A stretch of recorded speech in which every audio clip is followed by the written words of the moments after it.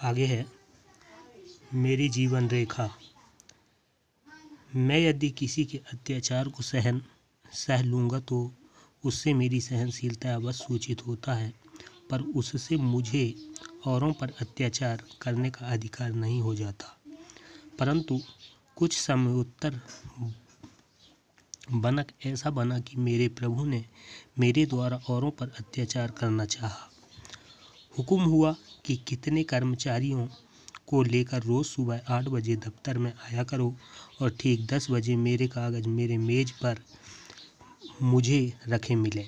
ठीक है, लेखक यहाँ बताते हैं मेरी जीवन रेखा में कि जो एक यहाँ बताया कि यदि किसी के द्वारा जो अत्याचार हो रहा है अगर मैं उसको सहन कर लेता हूँ तो मेरी सहन सूची है, सहनशीलता है, पर उस पर दूसरों पर अत्याचार करने का अधिकार प्राप्त नहीं होता।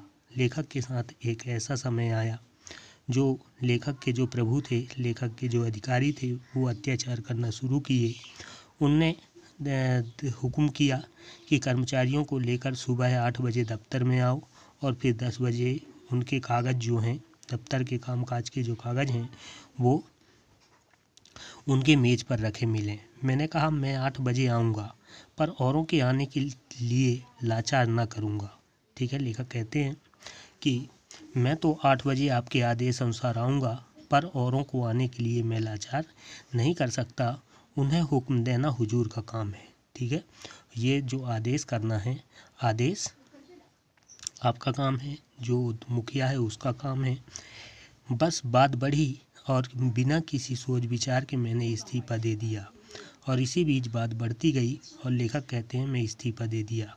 बाद में उसे वापस लेने के लिए इशारे ही नहीं समझाइशें तक की गई, पर सब व्यर्थ हुआ। क्या इस्तीफ़ा लेना चाहिए, यह पूछने पर मेरी पत्नी ने विषण्ण होकर कहा, क्या थूक कर भी उसे कोई चाटता है।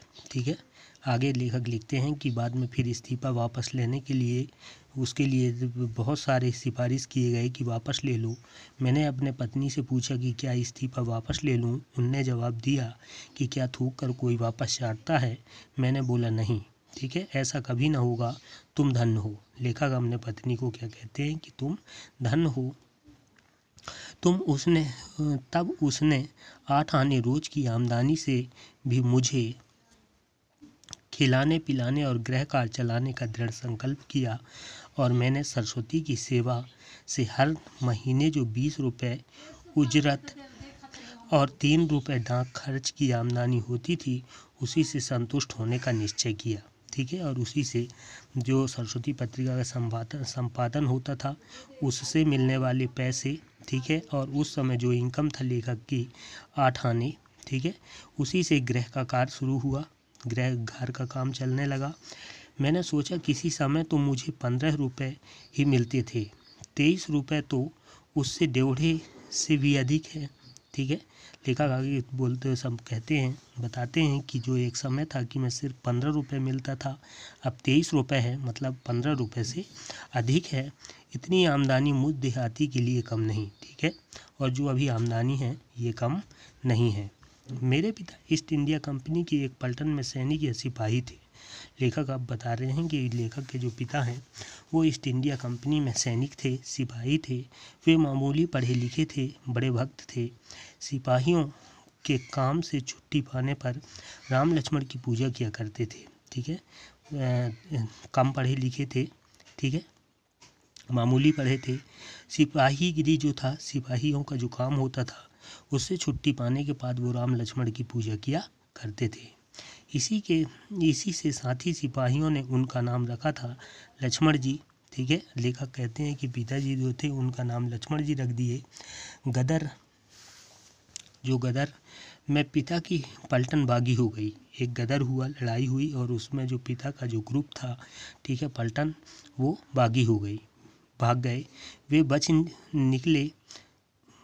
जो बच निकले वे बच गए, बाकी जवान तोपों से उड़ा दिए गए। ठीक है, उस समय जो बच गया वो बच गए, बाकी जो जवान पकड़े गए उनको तोपों से उड़ाकर मार दिया गया। पलटन इस समय होशियारपुर पंजाब में थी। पिता ने भयंकर भागकर अपना शरीर सतलुज की बेगवती धारा को अर्पण कर दिया। ठीक है, पिताजी जो थे उनके लेखक के, वो भाग गए और अपने शरीर को सतलज नदी की बेग में बहा दिया, अर्पण कर दिया।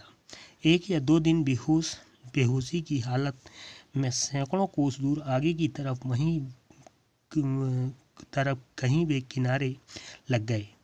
होश आने पर संभले और हरी मोटी घास के तिनके चूस कर कुछ शक्ति संपादन की। ठीक है, नदी के बहाव के साथ वो बह गए, काफ़ी दूर तक बह गए। फिर जब होश आया, किनारे लगे, होश आया तो उनको खाने के लिए कुछ नहीं मिला, तो जो मोटी घास होती है उनके रसों को चूस कर वो अपने शक्ति को बढ़ाया। मांगते खाते साधु वेश में कई महीने बाद वह घर आए। ठीक है, और इसके बाद जो पिताजी हैं उनके, वो साधु वेश में मांगते खाते हुए कई महीनों में घर आए। घर पर कुछ दिन रहकर इधर उधर भटकते हुए वे बम्बई पहुँचे। ठीक है, घर पर रहे, इधर उधर भटकते रहे, घूमते रहे, फिर बम्बई पहुँचे, बम्बई चले गए। वहाँ वल्लभ संप्रदाय के एक गोस्वामी जी के यहाँ वे नौकर हो गए। ठीक है, और इसके बाद फिर वल्लभ संप्रदाय के जो स्वामी थे वहाँ वो नौकरी करने लगे। उस गोस्वामी की मुलाजिमत में रहे। ठीक है, उस गोस्वामी जी के यहाँ नौकरी किए, फिर सदा के लिए उसे छोड़कर घर चले आए और इसके बाद लेखक उसको छोड़कर वापस घर आ गए।